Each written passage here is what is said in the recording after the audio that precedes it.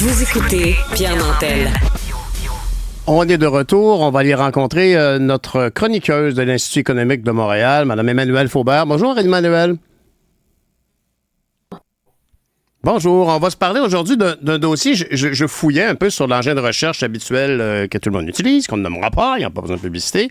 Et il n'y a pas beaucoup d'informations qui circulent sur les succès ou insuccès des équipes volantes qui sont déployées actuellement en Côte-Nord.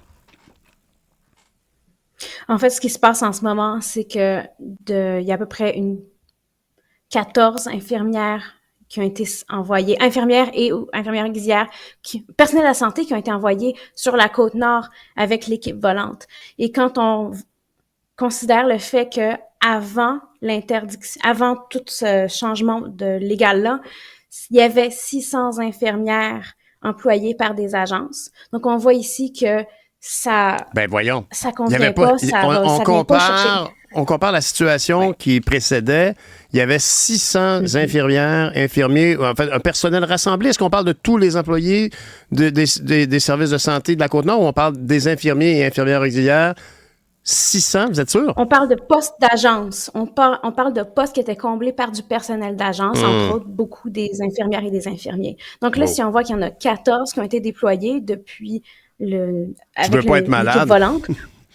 Exactement. On voit que c'est un gros problème qui résulte directement des changements qui ont été faits des politiques publiques. Mais comment on a pu se rendre à cette situation? C'est assez pathétique. Je veux dire, le système public devrait normalement avoir ses propres employés, des employés qui, ultimement, ont certainement la vertu et la vocation de bien s'occuper des gens, mais qui ont besoin de conditions de travail décentes. Pourquoi les agences avaient tant la belle part, d'après vous, dans ce coin-là? En fait, ce qui se passe, c'est qu'en ce moment, la Côte-Nord et les régions éloignées ont encore l'autorisation d'avoir usage des infirmières et du personnel d'agence. Le problème, c'est que maintenant, le taux, la rémunération a été fixée. Et maintenant, elle a été fixée à la grandeur du Québec, essentiellement, et cette rémunération-là n'est pas suffisante pour attirer le personnel sur la Côte-Nord. Donc, c'est ça le problème. Mais en ce moment, il y a encore des infirmières d'agence qui sont sur le terrain, mais il y en a moins parce que c'est juste moins intéressant. Parce que avoir un prix fixe, on s'entend que ça ne fonctionne pas parce qu'une infirmière, les conditions, c'est pas les mêmes pour travailler à Montréal versus aller travailler sur la Côte-Nord. Et le fait que ça soit unique partout, c'est très problématique. Et le fait que les conditions proposées aux équipes volantes comportent une prime de 100 $ par jour. Bon, je veux bien, c'est 500 $ pour une semaine de travail de 5 jours, mais c'est quand même bien peu pour quitter son domicile, les enfants, la blonde ou le mari, là. Exactement, sachant que les infirmiers et les infirmiers, ils vont aller dans des situations qui sont critiques. Ce sont des situations essentiellement de crise. Pour eux, 100 $ par jour, c'est compréhensible que ça ne soit pas suffisant. Et le problème risque de... Oh, pardon. Oh non, allez-y. Le problème risque de... Le problème de s'empirer, parce qu'en ce moment, ils ont encore le droit d'utiliser les infirmières d'agence. Avec le taux fixe, mais encore l'autorisation. Mais une fois qu'il n'y aura plus l'autorisation, et pour les régions éloignées, c'est plus en 2026, le problème risque de s'aggraver si on ne trouve pas une solution rapidement. Emmanuelle, est-ce que par hasard, vous connaissez la rémunération qui est prévue pour le taux fixe? Malheureusement, je n'ai pas devant moi. Je ne peux pas vous dire exactement quel est ce taux-là, mais ce qui est clair, c'est qu'il n'est pas suffisant pour attirer des gens sur la Côte-Nord. Alors ça, c'est la situation actuelle. Les agences, on leur demande donc de plafonner leurs honoraires. Ça fait qu'il y a moins de gens qui sont intéressés. On dit, on va pallier avec des employés du public, mais pas de la région. On va faire une équipe volante. On leur offre une prime de 100 $ par jour, puis peut-être des per diem, j'imagine, mais c'est pas avec des per diem qu'on s'enrichit. Je peux éloigner le micro. Est-ce que c'est mieux comme tout ça arrive. On est arrivé là comment, d'après vous? Ben, on est arrivé là avec le projet, à l'époque, ça s'appelait le projet de loi 10, avec la création de Santé Québec et l'interdiction d'utiliser des infirmières d'agence. C'est vraiment ça qui nous mène là, parce qu'avant, c'est certain qu'il y avait des problèmes de main-d'œuvre, c'est certain, mais c'était loin de ce qu'on a maintenant, où là, c'est carrément, on a des fermetures de services, et ça a énormément de coûts, entre autres, parce que maintenant, il y a des patients qui doivent être déplacés par ambulance hélicoptère et ambulance avion. Ben ouais. Et aussi, c'est énormément de coûts humains. Les infirmières sont très chargées, mais aussi pour les patients qui n'arrivent pas à être traités en raison des coupures de services.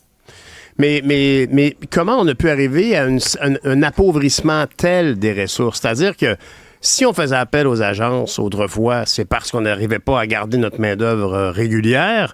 D'après vous, qu'est-ce qui fait qu'il va falloir certainement faire face au problème réel qui est d'avoir de la main-d'œuvre qui y habite, pas juste, comme on dit dans le jargon, des fly-in, fly-out. On veut des gens de la communauté qui s'installent, qui déménagent, qui vivent là. Je veux dire, on se souviendra, là, je parlais avec Antoine Bertrand tout à l'heure, on parlait de cinéma. Je veux dire, La Grande Séduction, où dans un film, on laissait traîner des 5 $ sur le trottoir pour que le médecin qu'on espérait garder dise « C'est donc bien le fun ici, je trouve 5 $ tous les jours. » Je veux dire, on faisait ça pour attirer des médecins dans ce film-là, puis c'est la réalité. Puis d'ailleurs, on voit beaucoup de médecins qui ont l'air d'être fraîchement arrivés dans ces communautés-là, manque de personnel.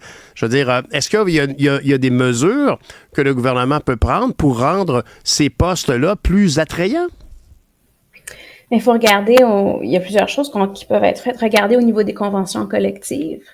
Le fait que les conventions collectives soient uniformes essentiellement au niveau du Québec, encore une fois, c'est quelque chose qui ne convient pas au personnel sur la Côte-Nord qui ont besoin des conditions de travail différentes que ce qui est offert à Montréal, à Québec. Et aussi, il faut revenir sur les agences. Les agences, c'est parce qu'on en avait besoin, donc c'était utile. Et aussi, il faut pas oublier que les agences, c'est un symptôme du problème parce que les agences, essentiellement, c'était un filet de sauvetage qui permettait de récupérer des infirmières avant qu'on perde ces infirmières-là de la profession de façon intégrale, parce qu'il faut pas oublier qu'il y a environ 44% des infirmières qui quittent la profession avant 35 ans, et ça, c'est partout à travers le Québec. Donc, il y a vraiment un gros problème de rétention. Bon, ben écoutez, en terminant, Mme Faubert, qu'est-ce que vous recommandez au gouvernement parce qu'en ce moment, là, moi, j'habite sur la Côte-Nord, je veux pas faire une attaque de pierre au rein, là, parce que j'ai l'impression que on va me mettre dans un avion puis on va m'envoyer à Montréal. Qu'est-ce que vous croyez qui serait le geste le plus avisé de poser, même si ce n'est qu'un appel à tous? On voit quand même une certaine bonne volonté du côté des syndicats. Vous parlez de la convention collective. On voit bien que les syndicats n'ont pas envie de porter le mauvais rôle, de dire « nous, on veut pas parce que c'est trop compliqué, c'est pas assez payant ». Et on dit « c'est pas assez payant, mais on va quand même avaliser ça, puis on croit que va falloir bonifier les offres ». Est-ce que la bonification des offres ou on réouvre la porte aux agences à tarifs majorés habituels de façon temporaire, le temps de trouver des solutions pérennes? Effectivement, la première solution, je pense, ce serait d'enlever le plafonnement tarifaire. Du moins, tant qu'on a un problème aussi flagrant, il faudrait vraiment enlever ce plafond-là. Et deuxièmement, il faudrait donner plus d'autonomie aux établissements locaux pour pouvoir pas jouer, mais modifier la rémunération, modifier les conditions de travail pour attirer des gens justement un peu à la grande séduction. Et tant qu'il y a les conventions collectives qui sont uniformes, ça, c'est pas possible. Et comme ça, s'ils peuvent réviser la façon de faire des horaires, une façon qui peut leur être propre, qui respecte pas nécessairement les conventions collectives qui sont actuellement en place, ça peut être des choses qui vont aider à la situation. Ben, merci pour ces informations, Mme Faubert. On va ramasser des 5$ pour on va leur envoyer. Merci beaucoup. Au revoir. Bonne journée. Merci à vous. Au revoir. Merci.